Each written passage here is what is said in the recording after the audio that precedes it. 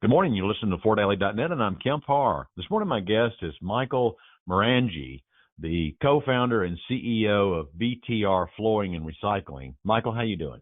I'm doing well. Thanks for having me. Yeah, it's good to talk to you. I ran into you briefly up in Cleveland about a month ago. You told me that you've started this organization. We'll get a little bit into that in a minute. You've been in the flooring business for much of your career, actually started with a stint at Mohawk and Shaw Industries. Then you got over on the dealer side, and you were VP of sales with CCA Floors, which is a StarNet member, and also general manager with Carpet Fair, was just in the news last week as acquired by Josh Williams and FloorMax, right? That is correct. I began my early career in manufacturing as a bit of a pioneer with Mohawk and Shaw, both starting in their hard surfaces division, and then spent some time on the dealer side, as you mentioned. So BTR Flooring and Recycling is just ramping up. Tell us a little bit about it.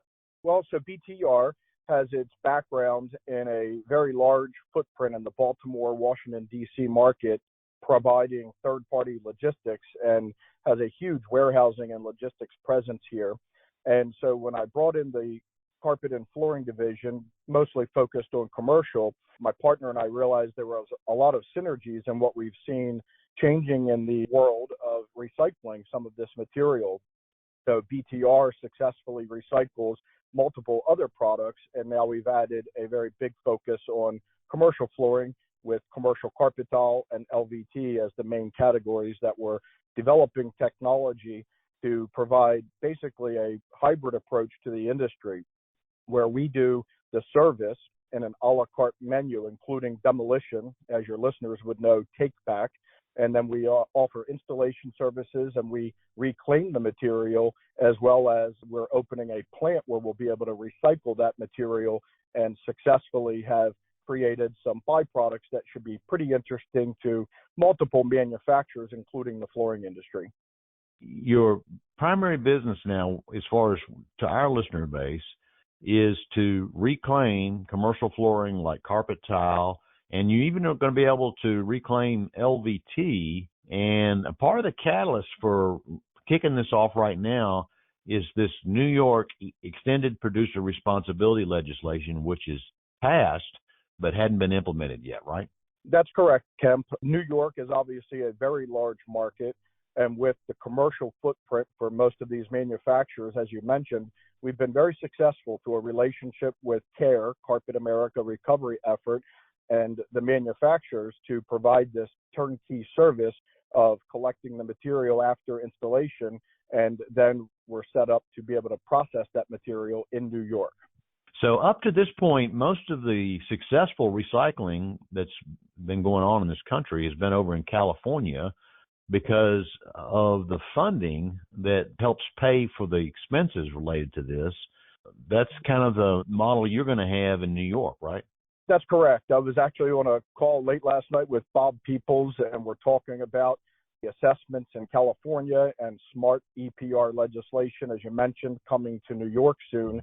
And we hope to position ourselves to be able to take advantage of that opportunity, but also work in unison to collaborate with the manufacturers to make this a feasible project for them on the commercial side. So when you look at EPR legislation, some would see it as a penalty, and in the commercial industry, we see it as an opportunity, not just for ourselves, but for other dealers in the market, as well as each of the manufacturers. And as the pressure closes in to eventually produce closed-loop post-consumer product, we're also really excited about working with several of the manufacturers in and outside of the flooring industry to develop innovative products so that we can relieve some of the pressure.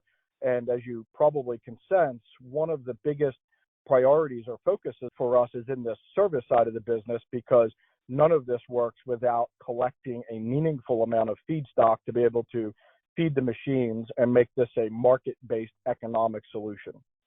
So I know you're in the early stages of that. What kind of programs are you putting together? Is it going to be mostly where, like say, the mill partners, that they help you collect this and develop the network? What's your plan there?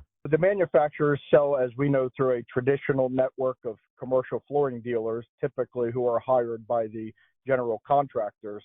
And our plan, and we already successfully, not just in our area or New York, but nationwide. We've developed a service platform where we come alongside the manufacturers, whether they're selling it through the traditional model or directly to a national account. We're able to mobilize and provide services that go much deeper than just collecting material, where we actually will take the logistics and freight, if the manufacturer requires, out of their hands and coordinate with either the GC or a local flooring dealer, and sometimes directly with the end user. And a lot of times we deal with property managers or government agencies to be able to collect this material successfully. And then, of course, the goal would be to be able to process this material and create meaningful byproducts on the other end. So we're talking about a circular economy here, a lot of things that CARE has been talking about for a while. I know you've sponsored CARE this year. You're a key sponsor for the meeting next year, right? Yes, thank you for mentioning that. The first, I think, premier sponsor of the annual conference, and we're really excited about that opportunity to work alongside many of the partners that are already in the industry, and also bringing some fresh innovation and members to the group that will be able to fill some really important holes, because as you mentioned earlier, a lot of the focus has been on California, and we've also mentioned that New York is coming on board soon with other states to follow. Well, we see an opportunity in large markets where there's a concentrated process already in place, where if you look at Texas and Colorado, the Pacific Northwest, Illinois, and you think about where some of these really big cities are, and we're in the middle of, the Mid-Atlantic and the Northeast, where there's a lot of not only large cities, but large older cities where you see a lot of commercial real estate, and carpet tile still being a very big category there. So we're really excited about working with CARE and sponsoring the conference. And what you'll see, I think, shaping up over the next period of time is not only smart EPR legislation that we manage together through some of the challenges that are also in place, but it becomes more acceptable and almost something that's possibly going to become model legislation, where, the industry will say, hey, California, New York, Illinois, we can't make products different for those states. And if we're responsible for generating closed loop and re-engineering and manufacturing for this recyclability, let's really look at this and get behind it. The manufacturers have stepped up in a big way, and I think they're going to come alongside us and say we have to cooperate and collaborate with this, and let's do it together. Okay, Michael. Well, I'm sure our paths are going to cross many times in the near future, because I'm going to also be at the CARE meeting. Again, been talking to Michael Marange, the co-founder and CEO of BTR Flooring and Recycling, and you've been listening to Kemp Harr and FloorDaily.net.